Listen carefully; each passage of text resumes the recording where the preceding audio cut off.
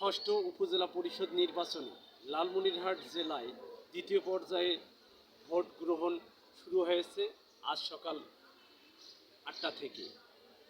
লালমনিরহাটের আদিতমারি ও কালীগঞ্জ উপজেলায় 16টি ইউনিয়ন, 2টি উপজেলায় এই ভোট হচ্ছে। এখানে লালমনিরহাটের আদিতমারির সাকিবাড়ি ইউনিয়নের খাতাপাড়া সরকারি প্রাথমিক বিদ্যালয়ে আমরা এসেছি। আদিতমারি উপজেলার ভোট সংখ্যা 1,94,000-এরও অধিক ভোট রয়েছে।